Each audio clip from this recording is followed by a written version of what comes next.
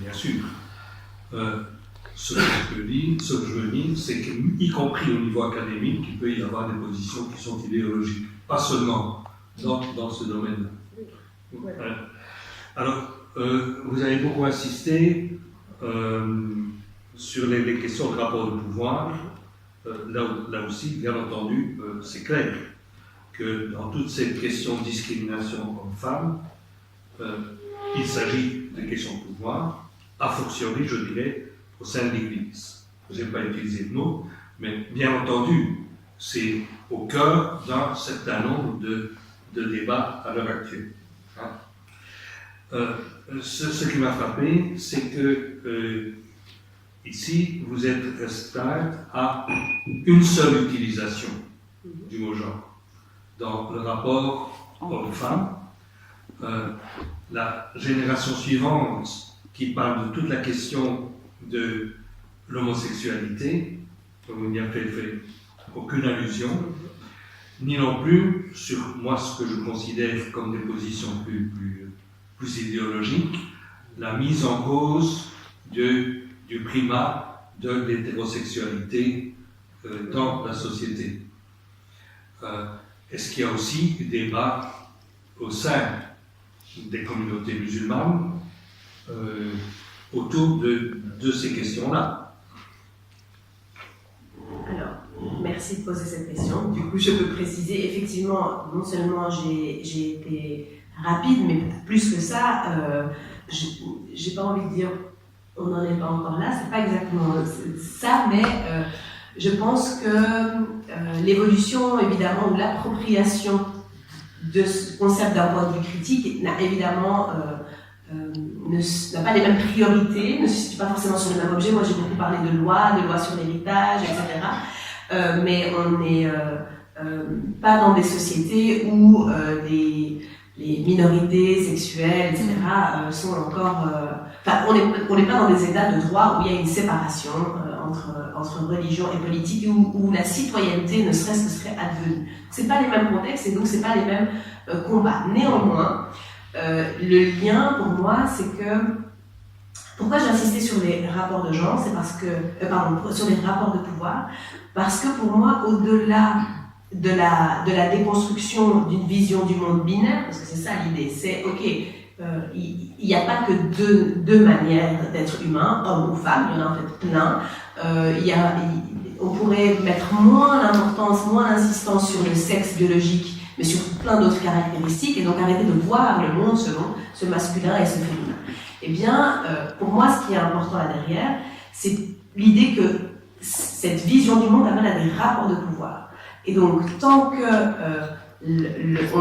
la moitié de l'humanité, en l'occurrence dans ces sociétés ou ces communautés, la moitié de ces groupes sont vus comme délégitimés, déforcés, décapacités parce qu'appartenant au groupe féminin, c'est sur le rapport de pouvoir qu'il faut insister, et moins sur, au fond, est-ce qu'il y a 3, 4, 5 ou genre. En tout cas, c'est pas comme ça que les questions se posent pour ces militantes-là. Ni même pour les personnes qui, du point de vue académique, tentent de montrer comment l'évolution, en fait, des groupes de femmes dans ces sociétés. Mais les évolutions suivantes dont vous parlez, il y en a un petit peu aux États-Unis, et un petit peu aussi en Europe. Il y a des mosquées, ce qu'on appelle les mosquées 360, ça veut dire ouvertes aux personnes de toute orientation. On peut trouver des hommes, des femmes, des personnes qui s'identifient ni à l'un ni à l'autre, homosexuels, etc. Il y en a, mais alors elles sont secrètes, confidentielles, enfin voilà, c'est pas du tout, elles n'ont pas forcément pignon sur rue, donc ça existe, c'est extrêmement marginal, sachant que le féminisme islamique lui-même est très marginal, très minoritaire, moins marginal, un peu plus institutionnalisé, mais en tout cas minoritaire, mais les autres sont vraiment marginales et cachées, donc je dirais que ce n'est pas le phénomène le plus visible. Voilà, c'est ça. C'est pour ça que j'en ai moins parlé. Alors que dans votre cas, en fait, pas dans votre cas, dans les contextes où vous vous situez, c'est plus ça qui fait débat, quoi, en ce moment. Bien, moi, ma question. Ce que je me demandais, justement par rapport à l'Église et au débat, je me demandais ce qu'il était possible, et aux difficultés de s'approprier le genre, ou un peu comme si le genre restait à la porte et qu'on ne voulait pas qu'il entre dans la pièce, c'était finalement, est-ce qu'on peut penser le genre en étant uniquement entre hommes?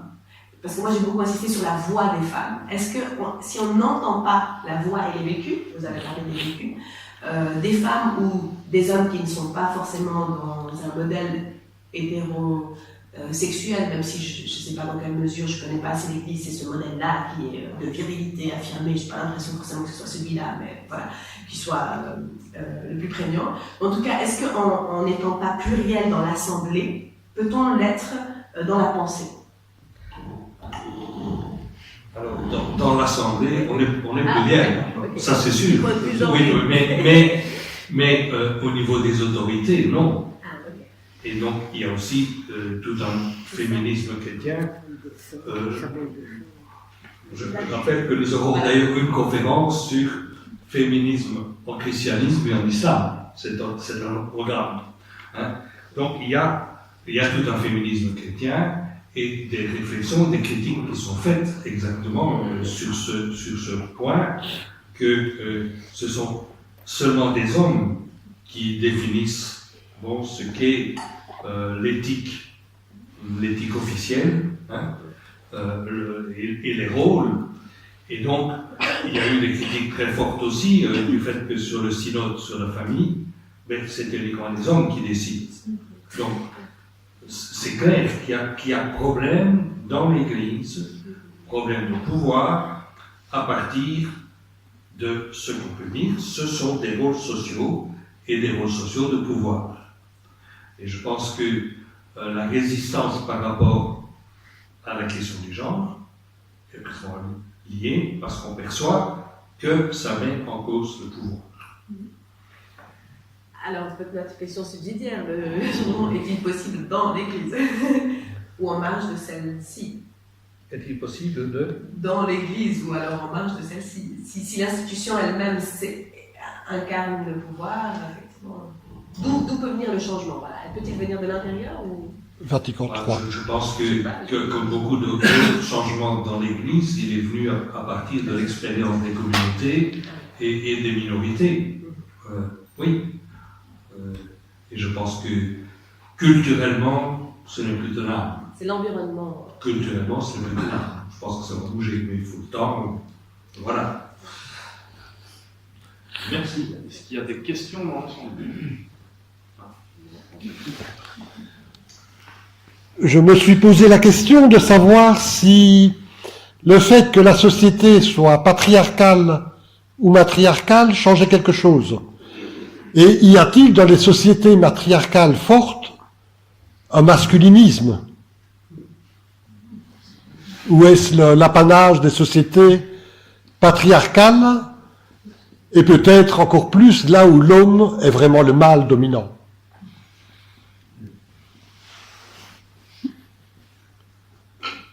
Aucune expérience de société matriarcale forte. Alors, disons qu'au-delà de matriarcal ou patriarcal, c'est société moderne, c'est-à-dire qui définissent le changement comme un moteur de progrès. Et à partir du moment où vous ne vous pensez plus comme en train de répéter une tradition, mais en train de changer et que c'est cette évolution qui amène le progrès, alors il est possible d'avoir des mouvements sociaux qui affirment que ce changement est donc un féminisme. Et donc, ce changement, il se pense dans une société moderne, dans un espace politique où les citoyens, les citoyennes sont égaux. Et c'est cette égalité dans l'espace politique qui permet d'interroger l'espace religieux. Là où, quand je vous disais, quand ce politique et ce religieux sont encore, se soutiennent mutuellement, ben on bloque l'émergence de cet espace politique. Et donc, mais toutefois, sur le matriarcat, si vous voulez une lecture vraiment intéressante, Pierre-Joseph Laurent, qui est anthropologue, a écrit Beauté imaginaire, au pluriel. C'est vraiment une très très belle, comment dire ça, un très complet panorama des types, des manières de faire famille, des types de parenté, des types d'arrangements sociaux à travers plein de sociétés dans l'histoire, matriarcales et patriarcales. Donc c'est assez intéressant. Merci. Je voulais revenir à l'explication que Inès donnait sur l'historique du genre. À un moment donné, tu as dit que... Ton micro doit être plus près de ta bouche. À un moment donné, dans l'historique du genre, tu as signalé qu'actuellement, on attribue, en tout cas l'homosexualité, à un développement embryonnaire.